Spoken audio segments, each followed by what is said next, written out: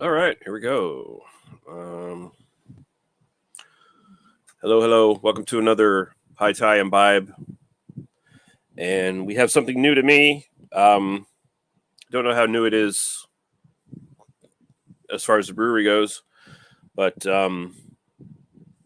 new to me anyway. So this is from New Scotland Brewing Company. It's their Alderney Dry Lager. There, nice looking can. Let's see if they say anything here. So they say Alderney Dry Light German Lager will satisfy any beer drinker. It's an old style unfiltered Zwickelbier, which is a lighter version of a Keller beer. And essentially, a Keller beer is more of a traditional style of German lager that they were first making. And it is unfiltered, basically unpasteurized, unfiltered. It's going to have more of the yeast, more of the vitamins in it, holding particulates in it. It's going to be hazy, but it's generally traditional German lager. Now the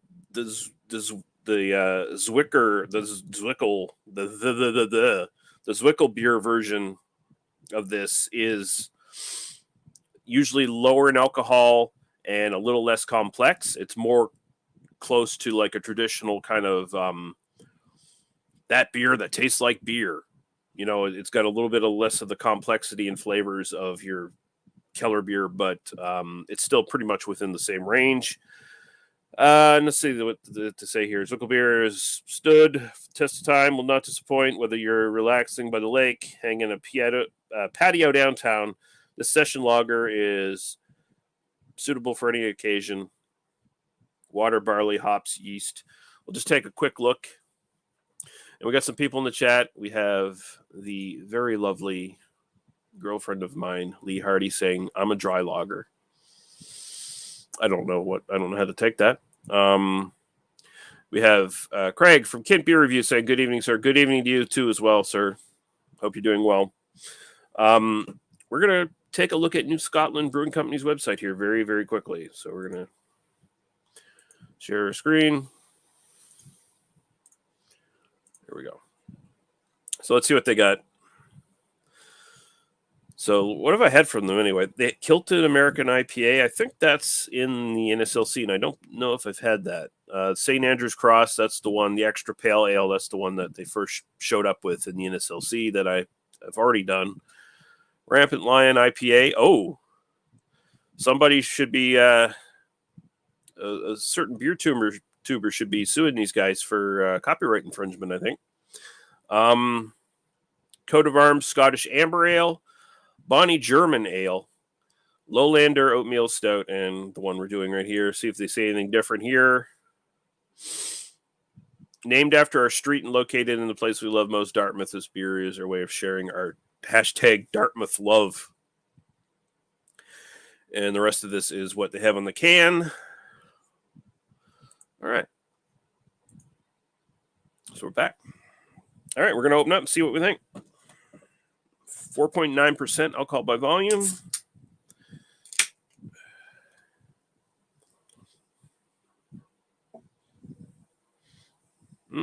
Okay, smells good. Do not know what the hop bill is on this, the mash bill, anything like that. It just says water, barley, hops, and yeast. So I'm assuming they're probably using something along the lines of traditional sort of German, sort of noble hops or whatever that you generally find in a German lager. So yeah, it's not filtered. You can definitely see some stuff floating in there, very small particles. It's a little bit hazy. Other than that, your typical lager color, your golden straw color. It's pretty good. No big globules of anything. Globules. And Lee Hardy says, we have the same glass. Great minds think alike. All right.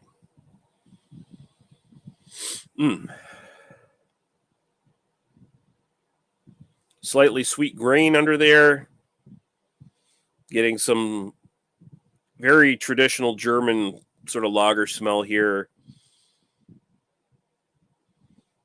It's got some sweet grassy note, bit grainy, and maybe some earthy dryness coming up. Smells good. We'll go right to the taste. Cheers.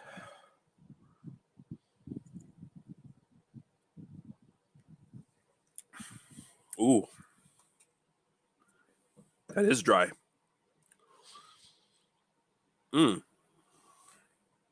It's very good.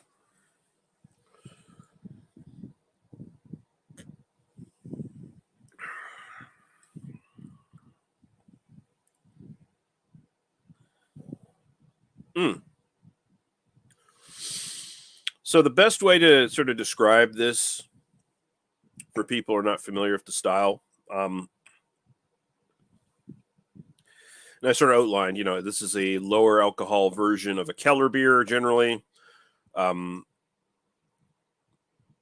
this is very akin to the sort of big macro sort of lagers, Pilsner ripoffs that you generally find in North America. Pretty much all around the world now these days, but predominantly, the big style in North America. This isn't too far removed from your Budweisers, your Molsons, Molson Old Style Pilsner, your fucking Schooner, your fucking Labatt. It's got that sort of grainy taste. It's got that sort of sweet grain, sweet grass taste to it. But this has a much fuller flavor. It's not as watery. And the finish on it is a lot more pronounced in the sense that it's drier. It's that no doubt has more to do with the hops than anything else. The hop presence here is obviously a bit bigger. It's not necessarily imparting a bunch of hop flavors, but it is giving you a bit more of a dryness, and this just tastes more full-bodied and a bit more full-flavored, a bit more well-rounded, a little less like soggy cardboard, basically.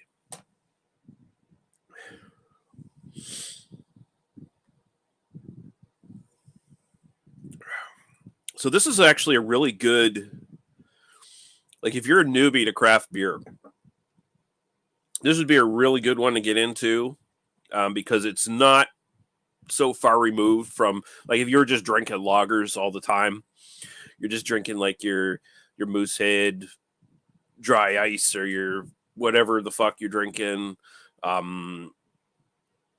You buy your Molson every weekend or something and drink that.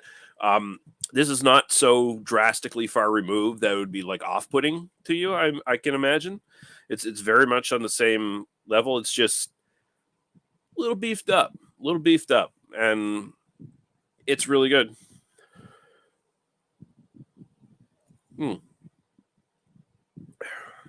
Yeah, that's a nice style. That's a nice style.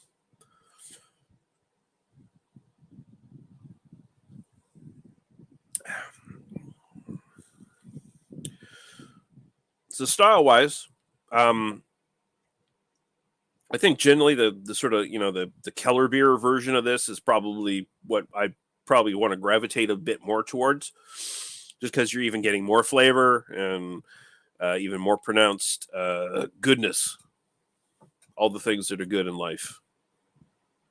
But this is nothing to sneeze at. It's a perfectly good intro to a certain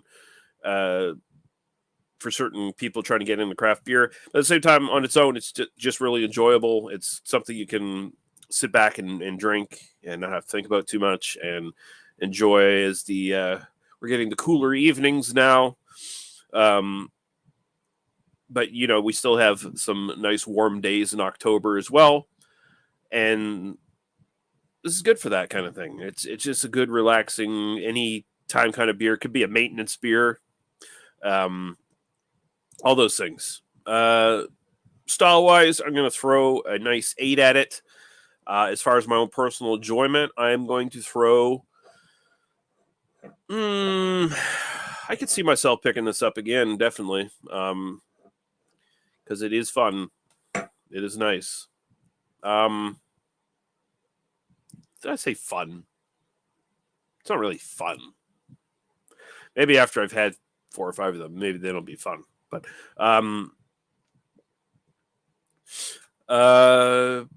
yeah, I'll throw an 8.5 at it for my personal enjoyment. So 8 for style, 8.5 for personal enjoyment.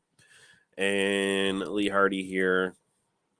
Thankfully, it's nice to have the cool breeze at night when I'm sleeping. Yeah, we're gonna have to keep the windows open in the hotel. Oh no, they have air conditioning in the hotel. We'll be fine.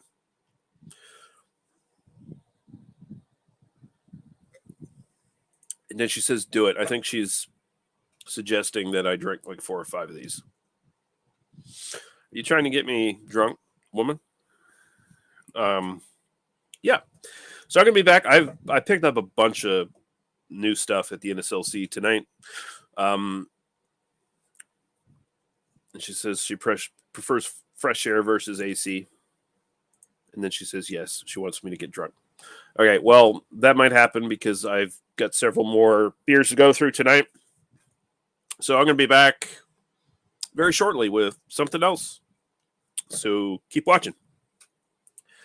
I'd say 10, 15 minutes at the most, I'll be back with another review. So until then, thanks for watching, guys. And we'll see you later.